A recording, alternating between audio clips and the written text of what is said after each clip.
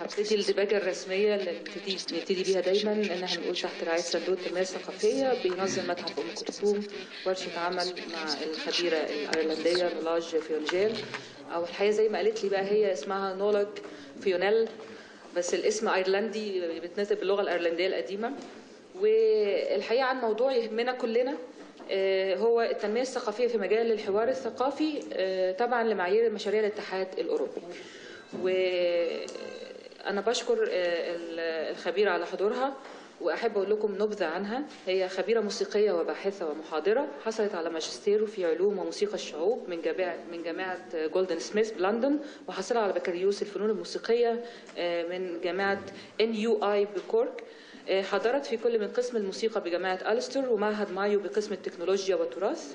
قدمت العديد من الأبحاث في مؤتمرات نظمها الاتحاد الأوروبي، خاصة في مواضيع أهمها التراث الموسيقي وحاجة هي بتسميها توليد الثقافة والصناعات الابتكارية. يمكن مصطلح توليد الثقافة ده هنتكلم عليه ونشوف إيه هو. هي المؤسس الأسبق وكذلك عضو تنفيذي ثم رئيس الشبكة الأوروبية للموسيقى والرقص التقليدي من سنة 97 لسنة 2005. عملت كخبيرة استشارية للهيئة الأوروبية التجارية الخاصة بأوروبا تراث مشترك، دي يعني لجنة منبثقة من الاتحاد الأوروبي. وعملت كأخصائية توليد الثقافة أو تجديد الثقافة في جامعة ألستر بشمال أيرلندا من 2003 ل 2006. بتشغل حاليا منصب مدير مكتب تنمية المشاريع البحثية في قسم الدراسات العليا بكلية الفنون الإبداعية والميديا، بيسموها جراد. مساء الخير شكرا لدعوتي. دي مساء الخير، شكرا لدعوتي. Hello and welcome, and thank you all for coming this afternoon. I'm really impressed by the turnout on such a pleasant afternoon in Cairo. I thank Nala for all her work in bringing us together here. It's been tremendously helpful to work with her, and I'm certainly looking forward to our maybe establishing ideas for working together again in the future. I understand that you have a great interest in being able to perhaps look to research or project funding, particularly to do with European Union or UNESCO or international association agreements. And I thought a little bit about how best I might be able to assist in this conversation. And, you know, sometimes it's easy to get project officers to come and give us the rules and to give us the regulations and tell us what needs to be done. But it's more difficult to know how to take an idea that's absolutely important to you and that has the potential to maybe make quite a transformative effect on your community and bring that into something that's a very competitive proposal, be it either research or for a cultural institution. So what we thought, how I work and how I manage to evolve these ideas. So it just gives you a more normal inside view of how these ideas come together.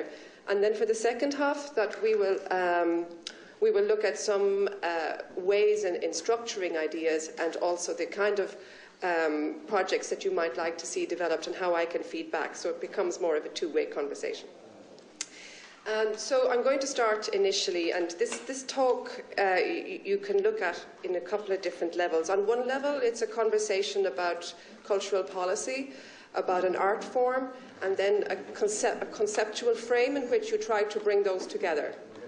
But on another level, it's also about finding ways to understand how our cultural practices can in some way transform the way we work and the way we live and how we understand each other, and how those cultural practices can be enlivened and animated when we start to look outside of ourselves and look to what others are doing and how our cultural perceptions evolve.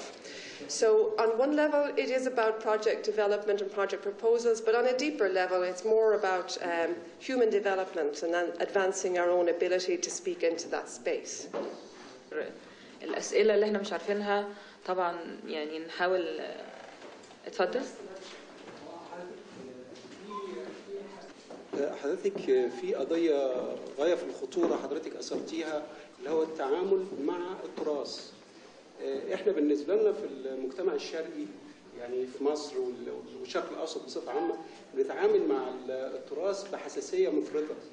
يعني ما نقدرش نعمل أي حركة ناحيته أو أي ديستورشن يجي ناحيته، ممكن يعني يبقى في رد فعل غاضب جدا جدا جدا من المجتمع. يعني حتى ما بنتكلم إذا كان في مجال الحرف التقليدية أو في مجال الحاجات الشفهية اللي هي الحكايين أو أي شكل من أشكال الثقافة، بنتعامل معاه بمنتهى الحرص، وبننقل إذا كان التجربة بتاعتنا هنعملها تجربة حديثة أو تجربة ذاتية، بنبين للجمهور إن دي تجربتنا إحنا، إنما بناخد قالب أو بنتعامل مع أي حاجة قديمة بنتعامل معاها بشكل يعني في تحفظ، أو بإننا نبينها للجمهور بإن هي شكلها كده، إحنا لقيناها كده. فيعني لو حضرتك تنقل لنا تجربتك أو اللي ممكن نعمله عشان نبعد عن الخوف ده. شكرا.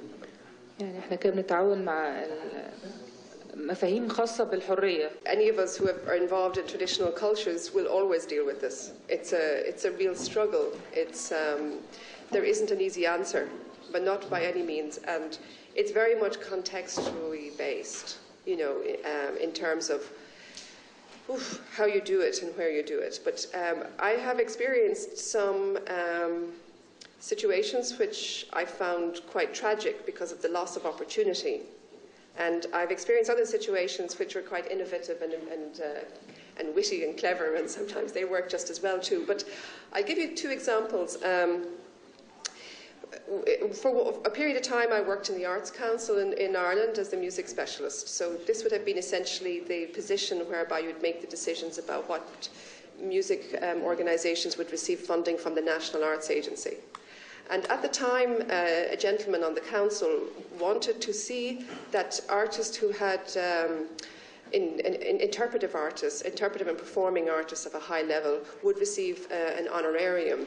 So we have this system in Ireland called Éistóna, where our composers and our filmmakers, and it's a group of, it's a number of, I suppose, highly acknowledged artists are given a stipend that they live on so that they can work on their art full time. And we also wanted to create a honorarium for interpretive and performing artists, because the other was very much based to do with originating work. And this brings up a whole lot of other discussions as well. But one of the real difficulties was that, and it came from within the members on the council who were from a traditional background, where they argued that they didn't see this honorarium having relevance to traditional artists because they weren't particularly in the artistic world. So I was an officer, so I couldn't really speak out, but it was a really problematic example of how this thinking can close our minds off to our capacity to engage in a creative and an artistic way, in a viable way, as most others do. So that was a major loss of opportunity. Nothing could be done about it. Like, it was, you know, it didn't really go to a proper vote. It wasn't really well considered. But one or two members on an artistic council could wave away its importance with one or two sentences. So we have to be very, very careful about this idea of certain people holding that level of control. It's not a good thing. We need to critically discuss things and challenge and deconstruct them in such a way that we can change our minds along the way in case we've made a mistake, whether I'm the person who makes that decision or somebody else. Now, another example I had was, I worked for 3 years in Northern Ireland, and this was the last 2 years, it was towards the end of the conflict, and in the last 2 or 3 years of the Good Friday Agreement being implemented. The state was still going through a lot of instability. We weren't sure if the ceasefires were going to fail, and we go back into this kind of constant violence and affecting people's lives. And one of the real potential flashpoints for violence recurring were these political marches by one side of the community. The political marches are very much around celebrating the territorial subjugation of Ireland. So, of course, they kind of got up, they irritated the other side of the community in a very upfront way. And the more close we got to peace and resolution, the more those marches became intensified. So it would happen every summer, and there'd be all sorts of clashes. But the real problem was that the politicians joined in. And that was such a letdown for people in seeing their government representatives not really bind themselves into the principles of peace involved in the Good Friday Agreement. So how do artists and creatives engage on that? And that can sound very superficial, but it can have a long-lasting effect. And there are a number of examples like this that we can maybe discuss in the second half, you know, but... أنا بس هقول حاجة عشان طبعا إحنا كنا يعني إحنا مقيدين بعدد السماعات الترجمة الفورية اللي موجودة في قاعة المجلس الأعلى للثقافة. أنا بقترح حاجتين إن ممكن يعني نبدل فيبقى كده بنفيد بعض، وفي نفس الوقت نخلي الجزء الثاني الوركشوب نفسه دكتورة سارة تبقى معانا هنا، يبقى إن ريل تايم من غير السماعات، بحيث إن طبعا نقدر كلنا نوصل للفايدة يعني. فأتمنى إن أنتوا تتعاونوا معانا ومتشكرة قوي. سؤال تاني اتفضل. بعد اذنك. اولا انا بحيي الدكتوره والتجربه بس الاوروبيه في الحفاظ على التراث المصري. احنا كمجتمع كل تجارب او جزء من التجارب الحفاظ على التراث بتبقى تجارب شخصيه، بدليل ان متحف ام كلثوم اللي احنا بصدده دلوقتي، المتحف اصلا معمول مش في مكان بيت ام كلثوم، لان الورثه أول ما توفت تخلصوا من كل شيء وعانينا عشان نجمع تراث أم كلثوم، فساتينها أو أغانيها أو كانت لابسة إيه في الحفلة دي أو إزاي أقول إن ده دخل تراث وأنا كمجتمع وكأمة الشخص بيموت النهاردة تاني يوم أول حاجة بتخلص منها حاجته. أنا بتكلم سواء تراث شفاهي أو مكتبة أو لبس أو حجارة. ازاي انا كمجتمع اوروبي اجي اقول ده دخل تراث النهارده، شخصيه ممكن تكون متوفيه امس، تاني يوم امتى اقول ده دخل تراث قبل ما الورثه يتخلصوا منه؟ انا بتكلم على تجربه شخصيه، خلي بالك. يعني حضرتك بتسالها عن المعايير ازاي انا اقول كمجتمع المعايير الاوروبيه لتحديد ما هو تراث وازاي يعني مصدر السياسات بيتدخل. مش كده، هو انا لو رحت انا كشخص لو رحت لوزير الثقافه تاني يوم اقول له دخل الحاجه دي تبع التراث، هيدخلني في مجاهل. انا اظن ان ده ممكن يكون تبع البرلمان مش تبع الوزير. شفت حضرتك بتقولي تبع بس نشوف هي التجربه. بس انا بس انا بحاول احدد مع حضرتك عشان طبعا الوقت. انا بس عايز السؤال ده بيهم ناس كتيره هنا، وهو ايه هم المعايير اللي بيستندوا اليها؟ مين القوى اللي بتشكل او بتحدد التراث؟ هل لازم فتره زمنيه تعدي؟ هل لازم يكون اثر في المجتمع بوعي معين؟ شكرا. هي هذا.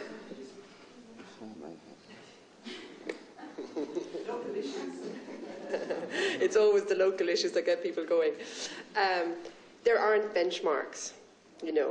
I think a group of people can decide something of cultural value and intrinsic artistic value themselves. If you want to benchmark these things, then it's possible that ministries of cultures in each country will implement their own agenda.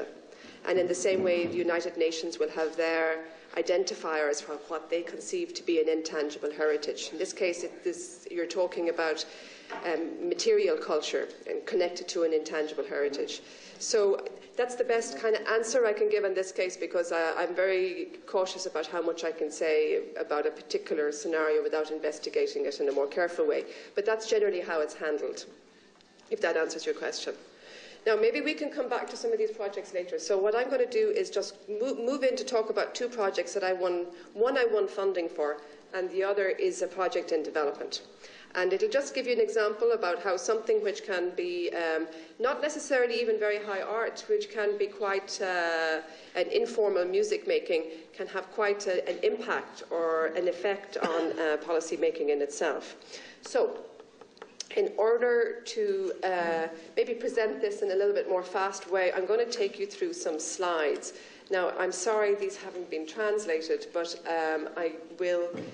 I will explain a little as I go on. So, first of all, creative policies for creative cities, it was a policy strand within the European Commission Cultural Agency. And it was very much around investigating cultural responses to civic issues for the city.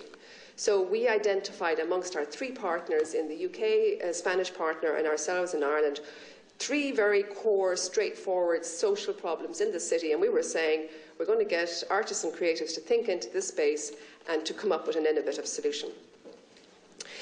So, first of all, we channeled the idea of multi-agency approach. How may culture-led policies and practices engage a diverse public in the regeneration of the civic space? But what we were essentially arguing for was, sorry, I'm just going to move through these here. We were arguing that if you get local authorities, if you get the academy by way of the university, artists and researchers, all of these people utilising their offer, like what they innately have, along with business people within an area, that you can come up with an innovative response. So we took, for example, the challenge of an area in the city which was becoming underused. It was a very charming, beautiful park just outside Dublin, a place called Dunleary.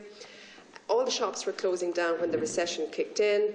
A lot of people were immigrating and moving away, and the local authority really wanted to try and channel something different, something unusual to start bringing people into the space. So we needed to come up with a new model, a new method that wasn't just going to be a once-off event. We also wanted to challenge concepts around this industrializing of creativity. In other words, if creativity is functioning as a product or a service, it's a good thing. So we didn't want to go down that road either, but we wanted to actually make a statement that we can engage in high-level artistic action, but in a way which is sustainable and which is looking forward to the future. So that if you look to European understandings around sustainable development, looking at culture as the fourth pillar of sustainable development, we need to look at what we're handing on to future generations. What are the messages we're handing on? So we were very aware of some of those issues, and we were aware of being used, so to speak, and that it would become very much around how many people can you attract into the area, how many hotel nights can you have, how many parking fees, and then get the musicians to do all of this, and then when everything is going well, up go the rents and nobody's capable of living in the area again. So all of those issues were quite to our minds.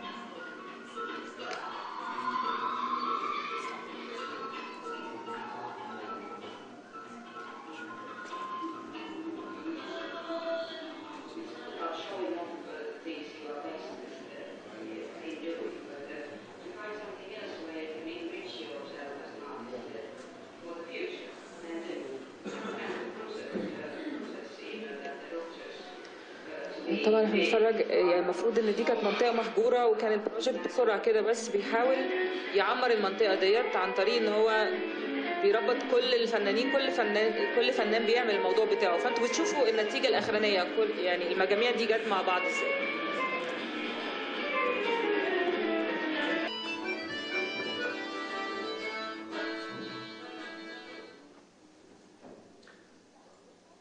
Okay, sorry to intrude there. I'm going to just wrap up in about 5 minutes, but before I do, I wanted to talk about the conceptual frame that begins to shift when you start to try to work in different ways.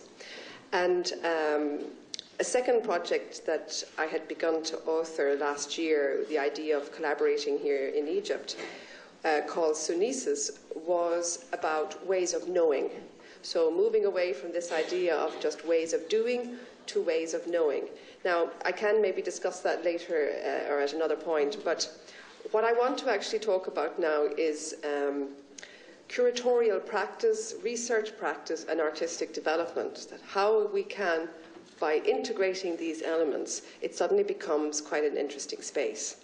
So awareness of international models, fostering dialogue, reflection, having a permeable place for engagement between artists, practitioners, but also in the public, so that there's a two-way conversation going, that it's not very much enclosed in our own professional boundaries, be it the academy, be it the local authority, or be it the artist in their studio. Is there a way in which we can actually program where critical reflection to address the kind of issues that you brought up earlier, or indeed yourself, where you can have all that intelligence coming together and beginning to unravel what the answer might be in the future, not necessarily the answer that I have right now or that another person might have, but that you can form a new question and new answers collectively together in this kind of way. ما بنتكلمش في إعادة بناء مباني. احنا مش بنتكلم في إنشاء مباني. المشروع ما بيقومش على إنشاء مباني، لكن بيشتغل على تغيير سلوك بشري. ما هي بتتكلم في كده. هو لا، أنا اللي فهمته إن هو في إعادة بناء. لا، إعادة مشاريع بناء كفينيسيا للعلاقة. احنا بنتكلم عن الريليشن بتاعت لكن هو عموما اختصارا احنا هنستهدف ده من خلال تشجيع أنماط الإبداع التفاعلي زي مسرح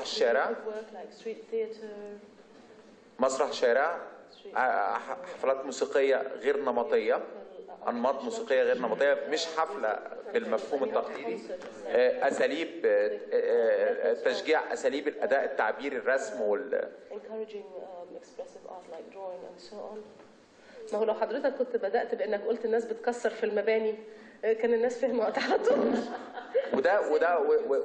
والمشاريع دي بتقوم على إشراك الفرد داخل المشروع، مش شخص بيرى المشروع. احنا القدرة اللي بنشتغل بيها على المشروع دي قدرتنا وخبرتنا، هي بتقوم على ان احنا عندنا خبرة كبيرة في الإدارة الثقافية، وعندنا خبرة في مجموعة العمل يعني، وخبرة في مجال العمل الأثري. ومن مشاريعنا المهمة اللي بنشتغل عليها دايما في مشاريعنا فكرة جودة تحسين نوع الحياة من خلال التنمية الثقافية والإبداعية. شكرا. طبعا يعني بصراحة احنا تعبنا جدا، والحاجات دي طبعا صعبة جدا. انا هقول بس ملخص بس، احاول انا حتى معاكم اشوف انا استفدت ايه يعني. اظن ان احنا اهم حاجة في اي بروبوزل هنكتبه ان احنا نقدر نعمله بشكل مركز وسلس وفي نوع من الاتجاه، ان يكون الانتقال السردي ما بين الاجابة عن الاربع اسئلة واضح. وده ممكن الواحد حتى يعمله ان هو يستعين بحد يقرا له ويقول له انت فهمت انا قصدي ايه. نحاول نبعد عن ذاتنا الفنيه شويه لان احنا كلنا عندنا نفس المشكله ديت، ونبعد عن المنتج ونبعد عن التقنيات، ورشات العمل، التشارتس، ونتكلم على الانماط السلوكيه او المشكله اللي احنا عاوزين نحلها. لو احنا عملنا دوت انا متهيالي كل بعد كده هيبقى سهل يعني، ودي هتبقى رحله شاقه. انا بشكركم جدا انكم سهرتوا معانا، وبشكر نلاش جدا بصراحه يعني، اديتنا حاجات كتير النهارده. لازم اشكر دكتوره ساره عناني على الترجمه والتفاهيم.